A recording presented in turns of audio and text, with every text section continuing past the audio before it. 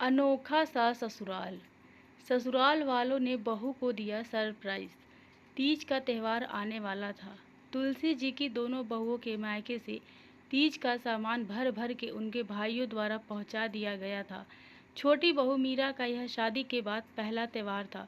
चूँकि मीरा के माता पिता का बचपन में ही देहांत हो जाने के कारण उसके चाचा चाची ने ही उसे पाला था, इसलिए और हमेशा हॉस्टल में रहने के कारण उसे यह सब रीति रिवाजों के बारे में ज़्यादा जानकारी नहीं थी। पढ़ने में होशियार मीरा को कॉलेज के तुरंत बाद जॉब मिल गई। आकाश और वो दोनों एक ही कंपनी में थे, जहां दोनों ने एक दूसरे को पसंद किया और घर वालों ने भी बिना किसी आपत्ति के दोनों की शादी करवा दी।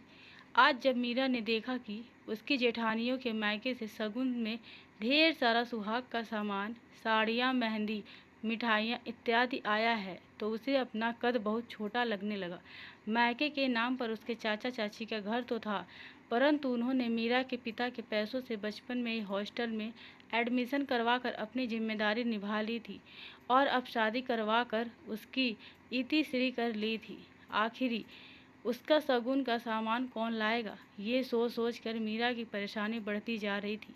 जेठानियों को हंसी ठहाका करते देख उसे लगता शायद दोनों मिलकर उसका ही मजाक उड़ा रही हैं। आज उसे पहली बार माँ बाप की सबसे ज़्यादा कमी खल रही थी। अगले दिन मीरा की सास तुलसी जी ने उसे आवाज़ लगाते हुए कहा, मीरा बहू जल्दी से नीचे आ जाओ, देखो तुम्हारे मायके से तीज का शगुन आया है। यह सुनकर मीरा भागी भागी नीचे उतर आंगन में आई और बोली, चाचा चाची आए हैं क्या मम्मी जी? कहाँ है? मुझे तो बताया नहीं कि वे लोग आने वाले हैं। मीरा एक सांस में बोलती चली गई। उसे तो विश्वास ही नहीं हो रहा था कि उसके चाचा चाची भी कभी आ सकते हैं। तभी तुलसी जी बोली, अरे नहीं, तुम्हारे चाचा चाची नहीं आए हैं, बल्कि भाई और भाभियाँ सब कुछ लेकर आए हैं। मीरा चौंक कर बोली, पर मम्मी जी, मेरे तो कोई भाई नहीं है। फिर ड्राइंग रूम में जाकर देखो, वो लोग तुम्हारा ही इंतजार कर रहे हैं। तुलसी जी ने फिर आंखें चमकाते हुए कहा।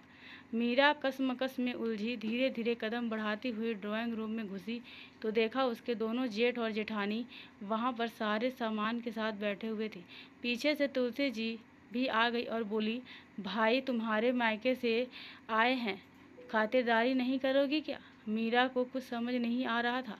वो कभी सास को देखती तो कभी बाकी सभी लोगों को। उसके मासूम चेहरे को देखकर सबकी हंसी छूट पड़ी। तुलसी जी बोली, कल जब तुम्हारी जेठानियों के मायके से शगुन आया था तो हम सब ने ही तुम्हारी आंखों में वह नमी देख ली थी जिसमें माता पिता के न होने का गहरा दुख समाया था। मायके की महत्व हम औरतों से ज़्यादा कौन समझ सकता है भला? इसलिए हम सब ने तभी तय कर लिया था कि आज हम सब एक नया रिश्ता कायम करेंगे और तुम्हें तुम्हारे मायके का सुख जरूर देंगे। मीरा को अपने कानों पर विश्वास ही नहीं हो रहा था।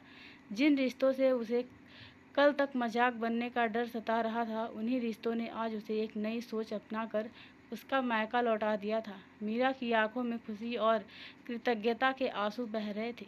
समाज में एक नई सोच को जन्म देने वाले उसके ससुराल वालों ने मीरा का कद बहुत ऊंचा कर दिया था। साथ ही साथ अपनी बहू के ससुराल को ही अपना मायका बनाकर समाज में उनका कद बहुत ऊंचा उठा चुका था। धन्यवाद।